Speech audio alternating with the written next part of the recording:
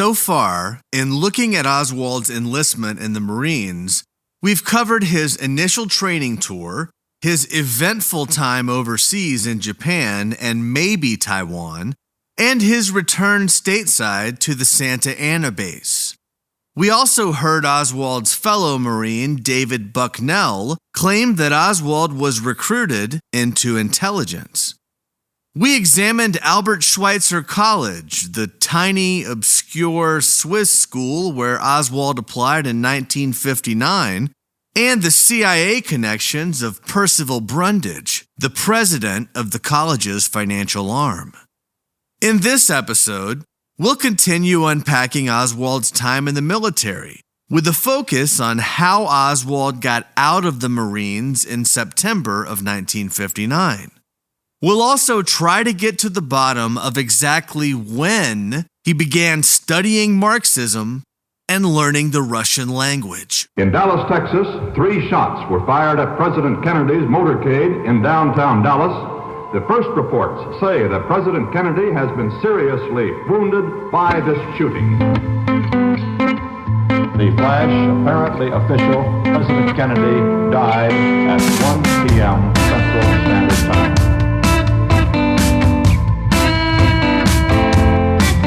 I don't know what this is all about.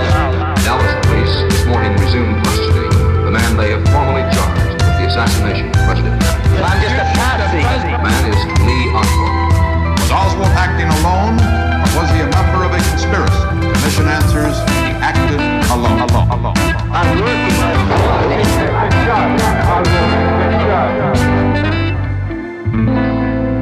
I'm just a patsy. This is Solving JFK. I'm your host, Matt Crumpton. Lee Harvey Oswald's Marine Corps enlistment contract required him to serve on active duty until December 7th of 1959. This meant that he couldn't just walk away from the Marine Corps. To get out before December 7th, Oswald had to have a special reason. That reason came in the form of a discharge for dependency in order to take care of his disabled mother. But as you will see, there seems to be more to this dependency discharge than meets the eye. In December of 1958, Marguerite Oswald was working for the King Candy Company in a booth inside of the Fair Ridgely department store in Fort Worth. While Marguerite was reaching for a jar, a box of candy fell on her face and nose. She was examined by Dr. Milton Goldberg, who said that she had a small laceration on her nose with swelling, but that the x-rays revealed that there were no fractures. So there was medical confirmation that something had fallen on her, but Marguerite's injury appeared to be only surface level. Not satisfied with Dr. Goldberg's initial diagnosis, Marguerite continued to follow up with him for medical care related to this candy box injury. But Dr. Goldberg told the FBI that he informed Marguerite that, quote, he could not go along with the alleged injury for compensation purposes. So Dr. Goldberg thought that Marguerite was, at a minimum, playing up her injury and making it seem like more than it really was just so that she could get the insurance money. From February of 1959 until Oswald's discharge was granted, Marguerite saw multiple other doctors on dozens of occasions for various different ailments. None of those doctors found that she was permanently disabled. In August of 1959, her appeal to the Texas Industrial Accident Board from her denial of employment benefits was officially denied. The board found that Marguerite had no loss in wage earning capacity as a result of the box of candy falling on her nose. Despite the lack of objective evidence for Marguerite Oswald being disabled, Lee Harvey Oswald still sought a discharge for dependency from the Marine Corps for the stated reason of taking care of her, his disabled mother. In July of 1959, Lee Oswald traveled to the Red Cross at the El Toro base and asked them about paperwork for a hardship discharge that would allow him to get out of the Marines early. He told them that his mother was permanently disabled, which, as we have seen, was not true. And at that point, the local Red Cross in Fort Worth was notified so that they could interview Marguerite and determine whether the conditions of a hardship discharge had been met. Patricia Henley from the Fort Worth Red Cross was the one who interviewed Marguerite and told her what documents that she would need for Lee to be able to submit the application. In her written report, Henley described Marguerite Oswald as, quote, neurotic, feeling completely lonely and persecuted. The mother is definitely unstable and in need of support. So the local Red Cross found that Marguerite was disabled, but it wasn't because of a physical ailment. It was because of how she acted in the interview. Henley wasn't aware of all of the medical records or the recent Texas Industrial Accident Board determination, which showed that Marguerite was not disabled. Based on this one visit between Patricia Henley and Marguerite Oswald, the Red Cross then helped Marguerite gather the documentation that was required for Lee to apply to leave the Marines early so that he could come home to take care of her. On August 17th of 1959, once the documents had been compiled, Oswald filed his discharge for dependency application. His request was approved about 2 weeks later at the end of August. That 2-week approval timeline was far shorter than the normal amount of time that it took for the Dependency Discharge Board to process applications. Board member Lieutenant Colonel Bolish Kozak, who signed off on Oswald's discharge, told the House Select Committee on Assassinations that it normally took 3 to 6 months for a dependency discharge to be processed. He didn't elaborate on why Oswald's particular case was processed so fast. Perhaps Oswald just got lucky. Oswald served his last day in the Marines on September 11th, 1959. About a year later, the Marine Corps would update Oswald's status from a discharge for dependency to an undesirable discharge once they learned about his attempted defection to Russia. Most Warren Report defenders and critics agree that Oswald's discharge wasn't really done so that he could help his mother. It was likely a ruse so that Oswald could travel to the Soviet Union, which he was already planning to do. Oswald even told his fellow Marines and his unit at Santa Ana that he was planning to defect to Russia, according to FBI reports. And Oswald's mother told Dr. Goldberg that her son was planning to defect to Russia 9 months before he did. If Marguerite Oswald really needed help, she had another perfectly good son right in her own backyard of Fort Worth, Robert Oswald. Why wouldn't Robert just help out his mom?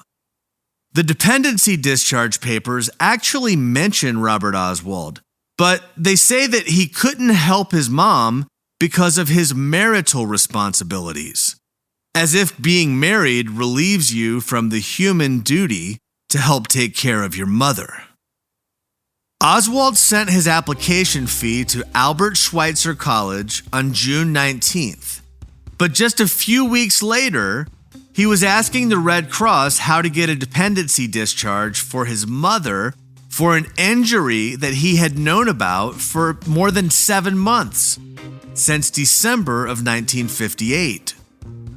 Of course, Oswald can't attend college in Switzerland and care for his mom at the same time in Fort Worth. So why would he waste today's equivalent of $250 on a college application for a school that he knew he couldn't attend because he'd be taking care of his mom? The answer is that he never intended to take care of his mother at all. Just like he never intended to go to Albert Schweitzer College. The discharge for dependency got him out of active duty with the Marines early, and the Albert Schweitzer application allowed him to travel internationally when he otherwise would have been prohibited from travel because of his 3-year inactive duty service obligation. Given that Marguerite's injury was either fake or extremely exaggerated, the question is whether she pushed this idea of being injured by a candy box so that she could help Lee get out of military service early, or whether it was just for money. Either answer is possible, but Grace Craner, Marguerite's landlord, said that on September 13th, Marguerite told her that she wanted her to meet Lee because he was only going to be in town for a few days. Marguerite's knowledge that Lee would not be staying to help her, which was the entire point of the dependency discharge, makes it more likely that she was trying to help Lee commit fraud on the Marines so that he could go to Russia sooner. When reading about the Warren Report's version of Lee Harvey Oswald, a central part of his persona is the idea that he was stridently dedicated to Marxism, a political philosophy where workers owned the means of production, and communism, a system of government based on Marxist principles. But when exactly did Oswald begin to express these Marxist beliefs? And did he outwardly share those beliefs with anyone else? Oswald told journalist Aline Mosby that he had been interested in communist theory since he was 15 years old when an old lady in New York handed him a pamphlet about saving the Rosenbergs. Oswald turned 14 years old in the fall of 1953 when he and his mother were still living in New York. The Rosenbergs, who were convicted of spying for the Soviet Union, were executed in June of 1953, so what Oswald is saying could be true. We know from looking at Oswald's childhood that the first time anyone who knew him says that he was interested in Marxism is when Henry Timmer, the guy who claims to have met Oswald as a boy in North Dakota, brings it up. But as we've discussed, the Oswald in North Dakota saga is disputed and uncertain. Curiously, Ed Vobel, Oswald's closest friend at Beauregard Junior High School, said that he never mentioned communism. Vobel told the Warren Commission, quote, "I have read things about Lee having developed ideas as to Marxism and communism way back when he was a child, but I believe that's a lot of baloney. I am sure he had no interest in those things at that time, at least that I know of." The next person to say that Oswald discussed Marxism was Palmer McBride, who worked with him at the Pfisterer Dental Lab. McBride is the one who gave the FBI report claiming to have worked with Oswald from December of 1957 through May of 1958. McBride told the FBI, quote, "Lee Oswald was very serious about the virtues of communism and discussed these virtues at every opportunity." McBride also knew Oswald when he got kicked out of William Wolfe's house for talking too positively about communism. Putting North Dakota aside for now, it looks like Oswald started to outwardly share his affinity for Marxism during his friendship with Palmer McBride. To figure out when this was, we're back to the problem of Palmer McBride's time with Oswald at the Pfisterer Dental Lab, overlapping with the dates when Oswald was serving in Atsugi, Japan. Richard Garrett, Oswald's 10th grade Arlington Heights high school classmate, told Life magazine that Oswald tried to sell him on communism. This makes sense because right after Oswald dropped out of Arlington Heights High School, he wrote a letter to the Socialist Party of America on October 3rd of 1956. The letter said, quote, "Dear Sirs, I am 16 years of age and would like more information about your youth league. I would like to know if there is a branch in my area, how to join, etc. I am a Marxist and have been studying socialist principles for well over 15 months. 15 months before the date of this letter would have been the summer of 1955, when Oswald was serving in the Civil Air Patrol alongside Ed Vogel, who says that Oswald never discussed Marxism. Robert Oswald, who was briefly home with Lee some during the summer of 1955, said that if Lee was deeply interested in Marxism, he said nothing about it to me. I didn't see any books on it in the apartment. Between the letter to the Socialist Party and the statements he was making to Richard Garrett, Oswald's outward Marxism really seems to have taken off when he was in Fort Worth, right before he enlisted in the Marines. But it's hard to say because Oswald didn't have many close friends during his childhood. After he joined the Marines and was regularly in close proximity to others, those Marines who got to know him had mixed statements on whether Oswald ever favorably discussed communism. Alan Feld, who was with Oswald for several months at boot camp and Camp Pendleton, said that he continually discussed politics and that Oswald was left-winged. Now this makes sense because just before he joined the Marines, he was writing letters to the Socialist Party. But what doesn't make any sense is that there are entire tours of duty and dates of service where Marines who served with Oswald say that Oswald was no fan of communism, he didn't read about it, and he never even brought it up. During the 3-week trip to Japan on the USS Bexar, Daniel Powers, who already knew Oswald from Biloxi, spent a lot of time with him and taught Oswald how to play chess. He said that Oswald would always read books, but not communist ones. He saw Oswald reading Walt Whitman. Aside from Powers, Donald Camerata was the only other person the Warren Commission or FBI spoke with who was with Oswald in both Jacksonville and Biloxi.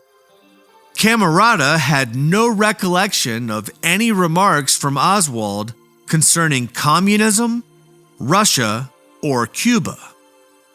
Other Marines who knew Oswald from the USS Bexar and his time at the Atsugi base agreed that Oswald did not show any interest in Russia or communism.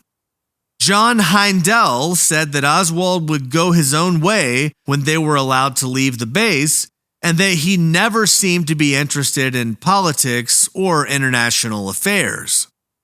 Godfrey Daniels says that while the USS Bexar was traveling from San Diego to Japan, he taught Oswald how to play poker. He didn't mention anything about Oswald discussing Russia or communism. Oswald's bunkmates in Atsugi would have spent the most time around him in close quarters. Robert Ogg was one of those bunkmates.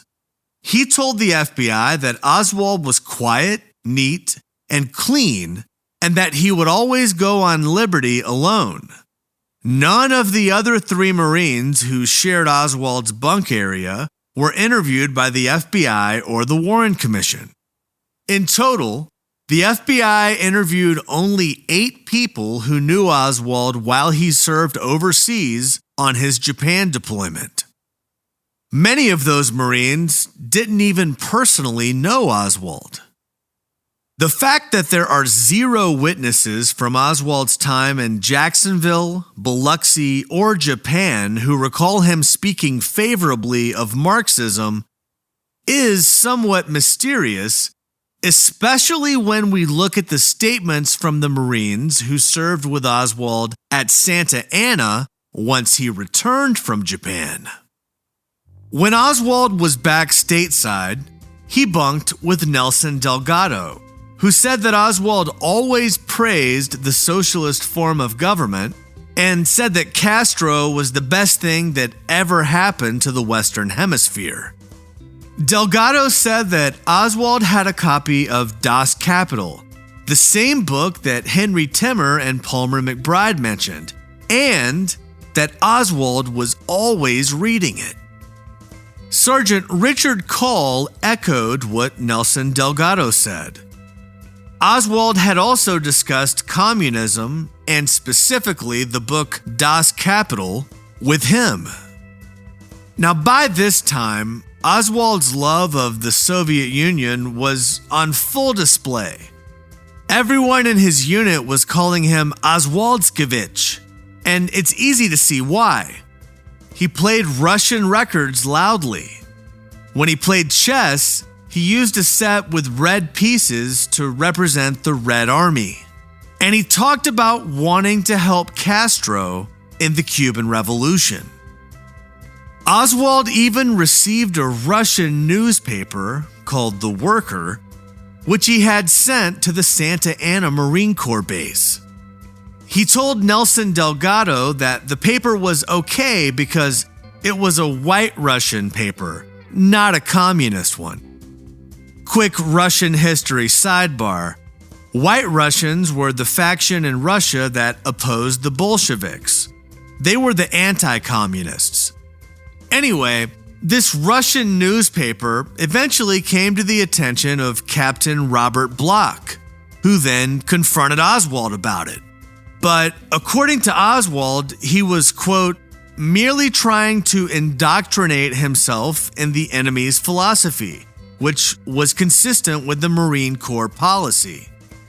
The matter of Oswald's Russian newspaper was then dropped.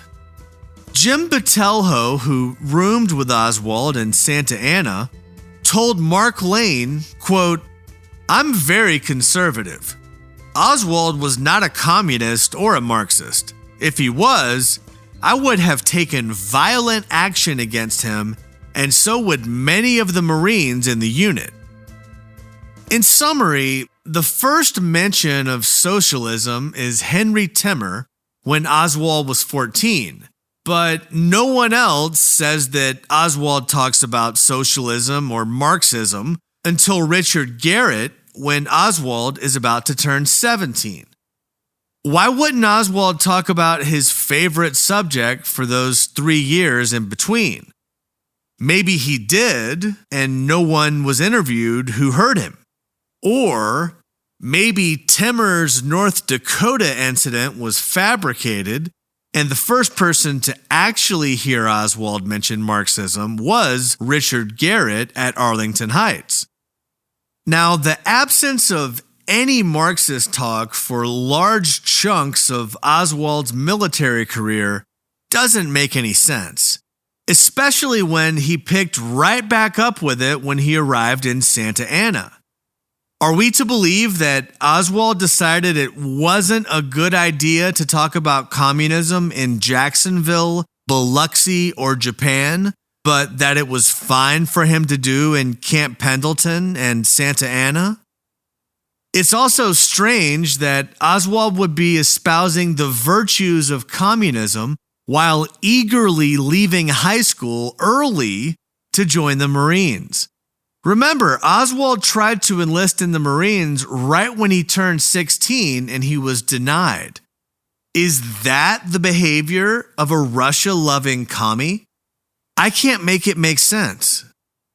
The official answers to that question are that Oswald had a brother in the Marines and that he wanted to get away from his mother. But there's no evidence that Lee and Robert were ever very close, and Lee could have gone anywhere to escape his mom. He didn't need to join the Marines. One last thing on Oswald's relationship with Marxism. We know from Commission Exhibit 2718 that Oswald's love of all things Russian while serving in the Marines did not result in any investigations or negative notes about Oswald in his Marine Corps file. But we're talking about 1959 here. This is just a few years after Joseph McCarthy led hearings on the House Un-American Activities Committee, which accused hundreds of Americans of being communist sympathizers with little proof.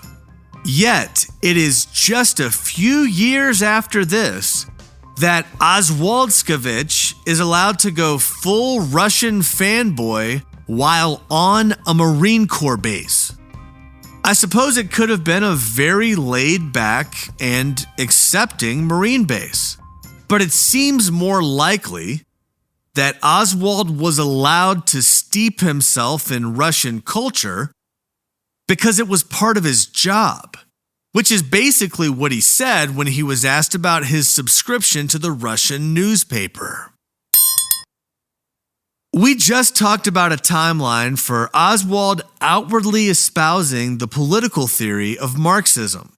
But when exactly did he begin to study the Russian language? Now, Russian is not an easy language to learn. It's listed as a Category 4 language, which takes about 1,100 hours to learn according to the United States State Department.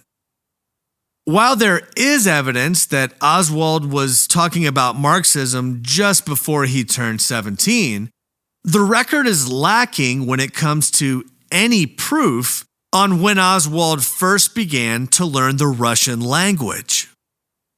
The Warren Report says, quote, "While in Atsugi, Japan, Oswald studied the Russian language, perhaps with some help from an officer in his unit who was interested in Russian and used to talk about it with Oswald occasionally."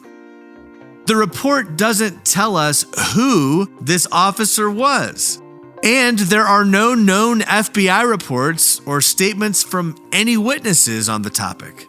So it appears that the Warren Report determined that Oswald first learned Russian in Japan without any evidentiary support whatsoever. Zach Stout was stationed with Oswald in Atsugi. Out of all the Marines in Stout's group who were there in Japan with Oswald, none of them said that he ever spoke Russian. When asked by John Armstrong about the idea of Oswald speaking Russian in Atsugi, Stout said, quote, "That's ridiculous. I never saw or heard him study any foreign language in Japan or anywhere else. Most of the time, we were aboard ship or on maneuvers in the Philippines. He didn't have time to study any foreign language." It also doesn't seem likely that Oswald had a pre-existing knowledge of Russian before Japan. Daniel Powers, who was Oswald's superior officer in radar school and spent a lot of time with Oswald on the USS Bexar, says that Oswald never said anything about Russian, and he never saw Oswald studying or reading Russian. The first evidence that we have of Oswald knowing how to speak Russian or pursuing learning Russian is when Oswald returned from Japan to Santa Ana in December of 1958. Only 2 months later, on February 25th, 1959, Oswald took the Defense Language Proficiency Test, which he passed, getting 2 more questions correct than he got wrong. This raises the question of how it could be possible that a high school dropout with a 9th grade education level who had never studied Russian before could pass a Russian test with only 2 months of study under his belt. Nevertheless, Oswald did speak, read, and write Russian when he was at the Santa Ana base in 1959. This was a matter of common knowledge among all the Marines who were there at the time, according to the Warren Commission affidavit of Erwin Lewis, who worked with Oswald there in Santa Ana. In the spring of 1959, a few months after passing the Russian test, Oswald was introduced to Rosaleen Quinn, the aunt of Oswald's fellow Marine, Henry Roussel Jr.